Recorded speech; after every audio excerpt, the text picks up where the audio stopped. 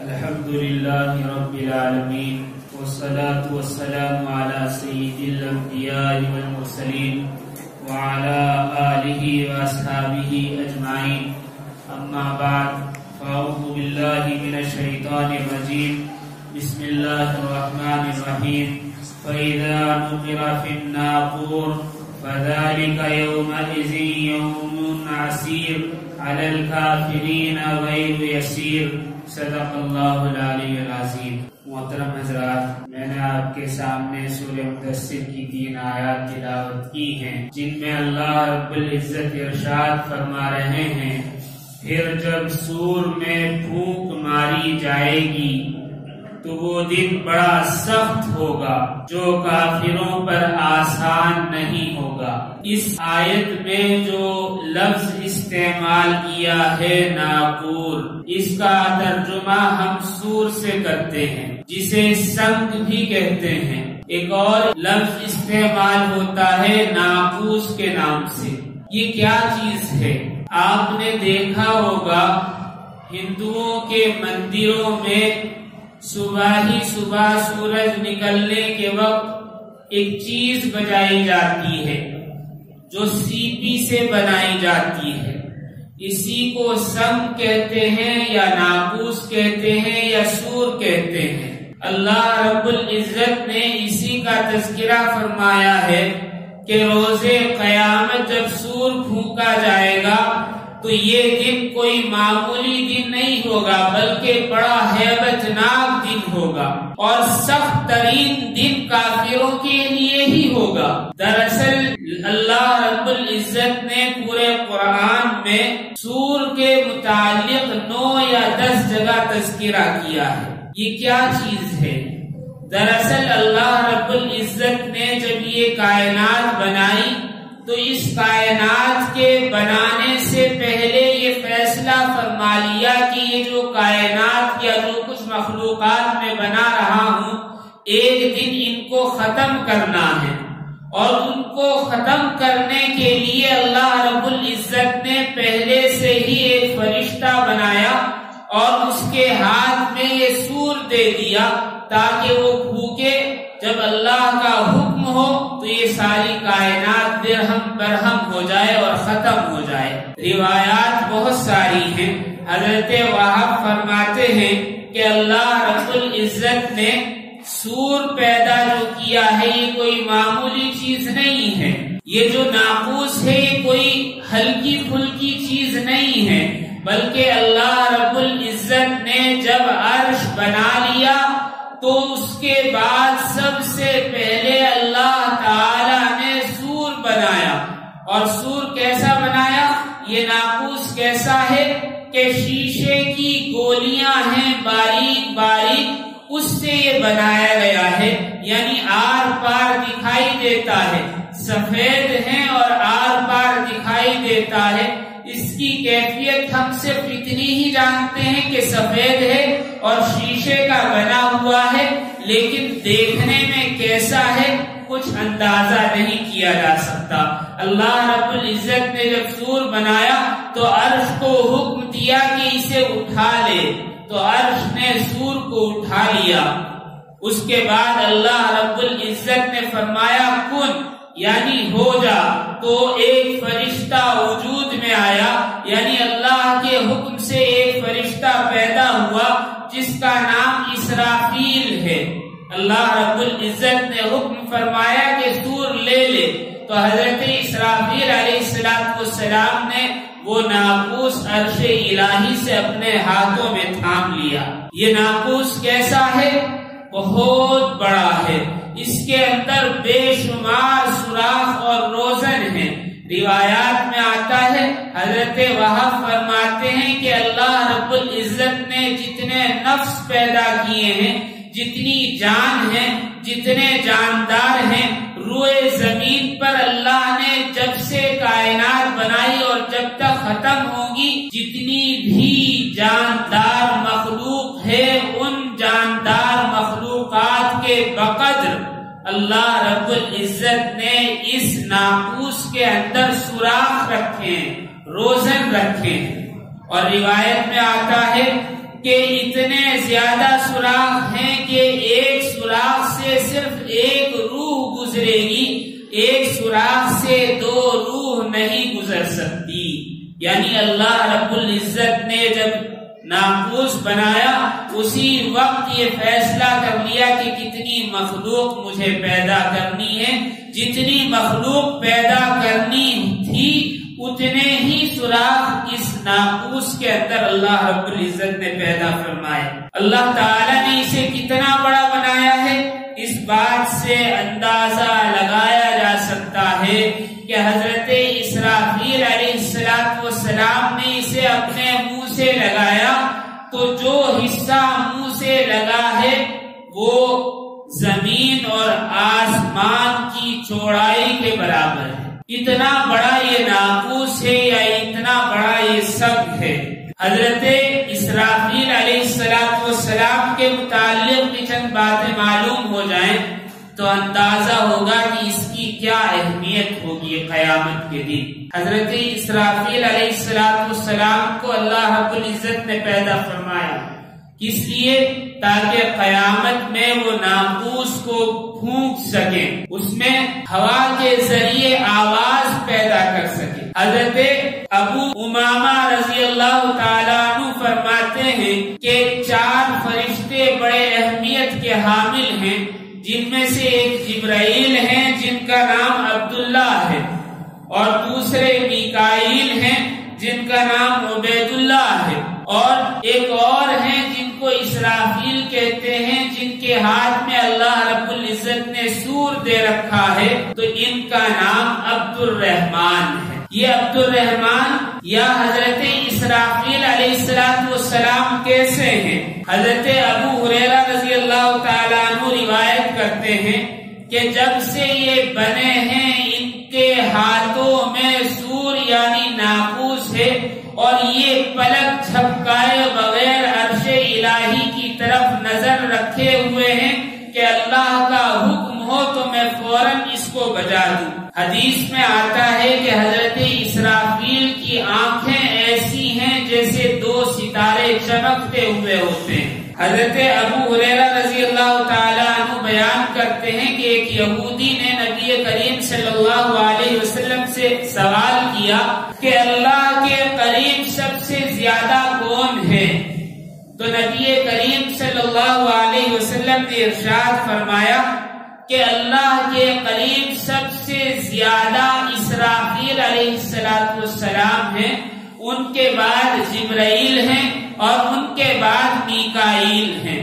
یعنی سب سے زیادہ قریب اللہ کے حضرت اسرافیل ہیں، اس لیے کہ ان کے پاس سور ہے، ناقوس ہے، اور وہ اللہ کے حکم کے منتظر ہیں کہ کب اللہ تعالی حکم فرمائے اور میں اسے بجاؤں۔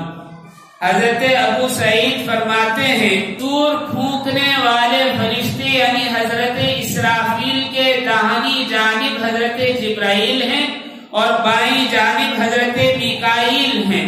حضرت ابو بکر حضلی رحمت اللہ علیہ فرماتے ہیں کہ اللہ رب العزت کے سب سے زیادہ قریب حضرت اسرافیل علیہ السلام ہیں، اور اللہ کے اور حضرت اسرافیل علیہ السلام کے درمیان صرف 7 پردے ہیں۔ روایات میں آپ نے سنا ہوگا کہ اللہ رب العزت نے پردے ہٹا کر حضرت موسیٰ سے بات کی، لیکن پھر بھی 70 یا 70,000 پردے درمیان میں تھے، اور یہاں حضرت اسرافیل اور اللہ رب العزت کے درمیان صرف 7 پردے ہیں اور کوئی پردہ نہیں، کوئی حجاب نہیں ہے۔ اللہ رب العزت نے حضرت اسرافیل علیہ السلام کو 4 پر عطا کیے ہیں۔ حدیث میں آتا ہے کہ ایک پر اتنا بڑا ہے کہ مشرق میں پھیلا ہوا ہے، اور ایک پر اتنا بڑا ہے کہ مغرب تک پھیلا ہوا ہے، اور ایک پر اتنا بڑا ہے کہ وہ 7ویں زمین پر ہے، اور ایک پر سے انہوں نے اپنا سر ڈھانپ رکھا ہے، یعنی ان کا کوئی لباس نہیں ہے، چوتھے پر سے انہوں نے اپنے آپ کو چھپا رکھا ہے، یہی لباس ہے ان کا۔ حضرت کعب روایت کرتے ہیں نبی کریم صلی اللہ علیہ وسلم کا ارشاد ہے کہ حضرت اسرافیل کے 4 پر ہیں، اسی طرح کہ ایک مشرق میں، ایک مغرب میں، ایک 7ویں زمین پر، ایک ان کے سر یا جسم پر، اور فرماتے ہیں کہ ان کے اور اللہ رب العزت کے درمیان صرف لوح محفوظ ہے، یعنی وہ تختی ہے، وہ ٹیبلٹ ہے جس پر اللہ رب العزت نے تمام فیصلے لکھ دیے ہیں۔ جب اللہ رب العزت کسی چیز کا حکم فرماتے ہیں تو وہ تختی حضرت اسرافیل علیہ السلام کی پیشانی سے آ کر ٹکراتی ہے۔ بعض علماء فرماتے ہیں کہ یہ لوح محفوظ نہیں ہے، بلکہ یہ وہ تختیاں ہیں جو بار بار احکامات کے لیے صادر کی جاتی ہیں، اس لیے کہ لوح محفوظ پر تو اللہ تعالیٰ نے لکھ کر ایک طرف رکھ دیا ہے کہ اب اس پر دوبارہ کچھ لکھا نہیں جائے گا۔ جو احکامات اللہ رب العزت صادر فرماتے ہیں وہ تختیاں حضرت اسرافیل علیہ السلام کی پیشانی پر آ کر لگتی ہیں، تو اگر آسمانوں پر احکامات صادر کرنے ہیں تو وہ حضرت میکائیل کو بلا کر بیان کرتے ہیں، اور اگر زمین کے لیے حکم ہوتا ہے تو حضرت جبرائیل علیہ السلام کو بلا کر وہ بیان کرتے ہیں۔ لیکن جب وہ آواز دیتے ہیں کہ اللہ کا حکم آیا ہے تو سارے فرشتے کانپنے لگتے ہیں، خوف طاری ہو جاتا ہے کہ شاید اللہ رب العزت نے قیامت کے صادر ہونے کا حکم فرمایا ہے۔ لیکن جب معلوم ہوتا ہے کہ قیامت نہیں کوئی اور چیز ہے تو فرشتوں کو اطمینان ہوتا ہے۔ ایک اور روایت میں ہے کہ حضرت اسرافیل علیہ السلام کے ایک کان پر قلم ہے، جس سے لوح محفوظ پر اللہ رب العزت نے جو کچھ تحریر کیا ہے وہ قلم حضرت اسرافیل کے کان پر ہے، اور ان کی پوزیشن ایسی ہے کہ ایک گھٹنا انہوں نے ٹکایا ہوا ہے، ایک گھٹنا کھڑا کیا ہوا ہے، اور نظر اللہ کی طرف ہے کہ اللہ حکم فرمائے تو میں قیامت کے لیے سور پھونک دوں۔ حضرت ابن عباس رضی اللہ تعالیٰ عنہ فرماتے ہیں کہ حضرت اسرافیل کا کام صرف سور پھونکنا نہیں ہے، جیسا کہ دوسری روایات میں آتا ہے کہ اللہ سے جو حکم آتا ہے پہلے حضرت اسرافیل کو آتا ہے، پھر وہ حضرت میکائیل یا حضرت جبرائیل کو وہ حکم پہنچاتے ہیں۔ حضرت ابن عباس فرماتے ہیں کہ عرش الہی اٹھانے والے جو فرشتے ہیں ان میں سے ایک حضرت اسرافیل علیہ السلام ہے، اس لیے کہ حضرت اسرافیل علیہ السلام کے ایک کندھے پر عرش الہی کا ایک کونا رکا ہوا ہے، اور یہ کتنے بڑے ہیں اس بات سے اندازہ لگایا جا سکتا ہے کہ ان کے پاؤں 7ویں زمین میں ہیں اور ان کا سر 7ویں آسمان کے اوپر ہے۔ حضرت مطلب رضی اللہ تعالیٰ عنہ فرماتے ہیں کہ نبی کریم صلی اللہ علیہ وسلم نے حضرت جبرائیل سے پوچھا کہ اسرافیل کو میں نے کبھی ہنستے ہوئے نہیں دیکھا، کیا بات وہ کیوں ہنستے نہیں ہیں، یعنی کیوں خوش نظر نہیں آتے؟ حالانکہ جتنے فرشتے آتے ہیں تو وہ مسکراتے ہیں، خوشی کا اظہار کرتے ہیں، اور جب مجھ سے ملتے ہیں تو خوش ہوتے ہیں، لیکن حضرت اسرافیل کبھی مسکراتے نہیں، خوش نہیں ہوتے، ہنستے نہیں۔ اس کی وجہ کیا ہے؟ حضرت جبرائیل علیہ السلام نے ارشاد فرمایا کہ اللہ کے نبی، جب سے دوزخ بنی ہے ہم نے حضرت اسرافیل کو ہنستے ہوئے نہیں دیکھا۔ اس سے اندازہ ہوتا ہے کہ دوزخ کتنی ہولناک ہے ایسے فرشتے کے لیے جو اتنا بڑا ہے کہ 7ویں آسمان کے اوپر اس کا سر ہے اور 7ویں زمین کے نیچے اس کے پاؤں ہیں۔ ایسا فرشتہ دوزخ سے ایسے کانپتا ہے کہ اس کے چہرے پر مسکراہٹ نہیں آئی۔ اللہ رب العزت ہماری حفاظت فرمائے۔ امام اوزاعی رحمت اللہ علیہ فرماتے ہیں کہ حضرت اسرافیل علیہ السلام سب سے زیادہ خوش الہام ہے، یعنی سب سے زیادہ اچھی آواز روئے زمین پر اور آسمانوں میں حضرت اسرافیل کی ہے، اس لیے کہ جب وہ تسبیح بیان کرتے ہیں، اللہ کی حمد و ثنا بیان کرتے ہیں، تو تمام فرشتے اپنی اپنی نمازیں چھوڑ کر ان کی تسبیح سننے میں لگ جاتے ہیں۔ اس سے اندازہ ہوتا ہے کہ حضرت اسرافیل کو اللہ تعالیٰ نے کتنی اچھی آواز عطا فرمائی ہے۔ حضرت سعید فرماتے ہیں کہ اسرافیل علیہ السلام آسمان کے مؤذن ہیں، کہ جس طرح زمین میں اذانیں ہوتی ہیں اس طرح آسمان میں بھی اذان ہوتی ہے، اور حضرت اسرافیل علیہ السلام دن کی 12 گھڑیوں میں اور رات کی 12 گھڑیوں میں اذان دیتے ہیں، ہر گھڑی میں 2 مرتبہ اذان دیتے ہیں، اور حضرت میکائیل علیہ السلام فرشتوں کی امامت کرتے ہیں۔ معلوم ہوا کہ زمین کی طرح آسمانوں میں بھی اذان ہے اور نماز ہے۔ حضرت زمرہ رحمۃ اللہ علیہ فرماتے ہیں کہ جب اللہ رب العزت نے حضرت آدم کو سجدہ کرنے کا حکم فرمایا تو سب سے پہلے حضرت اسرافیل علیہ السلام نے سجدہ کیا، جس کی وجہ سے اللہ رب العزت نے خوش ہو کر ان کی پیشانی پر سارا کا سارا قرآن کریم لکھ دیا ہے، ثبت فرما دیا ہے۔ پورا قرآن حضرت اسرافیل علیہ السلام کی پیشانی پر ہے۔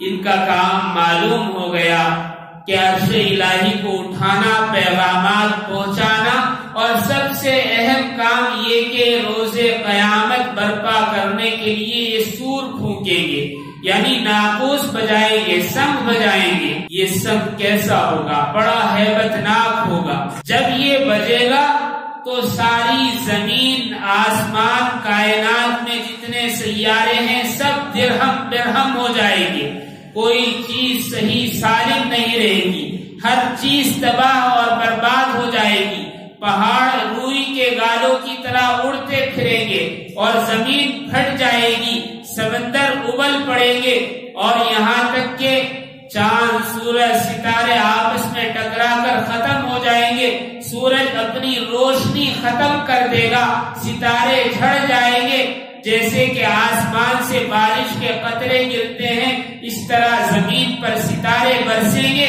اور آسمان پھٹ جائے گا، ختم ہو جائے گا۔ اس وقت زمین پر رہنے والوں کی کیا کیفیت ہوگی؟ اس بات کا اندازہ اس سے لگتا ہے کہ حضرت کعب فرماتے ہیں کہ سور 2 مرتبہ پھونکا جائے گا، یعنی ایک مرتبہ تو ہر چیز فنا ہو جائے گی اس کی آواز سے، عمارتیں ڈھہ جائیں گی، پہاڑ اکھڑ جائیں گے، زمین پھٹ جائے گی، اور جو کچھ بھی ہے روئے زمین پر سب ختم ہو جائے گا، اور کائنات کا سارا نظام ختم ہو جائے گا، چاند سورج ختم ہو جائیں گے، سب کچھ مٹ جائے گا۔ اور حضرت ابو ہریرہ فرماتے ہیں کہ پہلا سور پھونکا جائے گا تو گھبراہٹ طاری ہو جائے گی، لرزہ طاری ہو جائے گا، زلزلہ آ جائے گا، انسان اور جنات کانپنے لگیں گے، ہر چیز فنا ہونے کے قریب ہو جائے گی۔ لیکن جب دوسرا سور پھونکا جائے گا تو ساری کائنات ختم ہو جائے گی، ہر جاندار مر جائے گا، کوئی چیز باقی نہیں رہے گی۔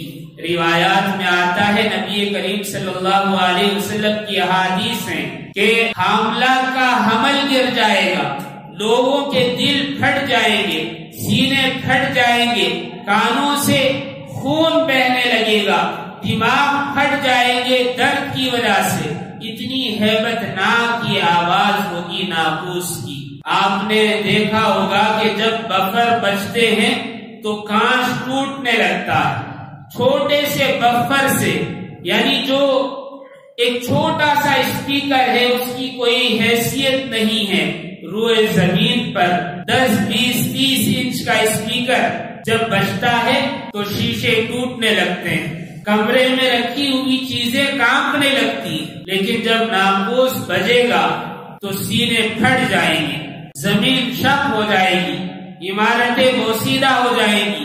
حدیث میں آیا ہے کہ بچے بوڑھے ہو جائیں گے اس کی آواز سے، اتنی خطرناک آواز۔ نبی کریم صلی اللہ علیہ وسلم کی ایک حدیث ہے کہ صرف ایک چیز حضرت اسرافیل کو سور پھونکنے سے روکے رکھتی ہے، اور وہ کیا ہے؟ وہ ہے اللہ کا ذکر۔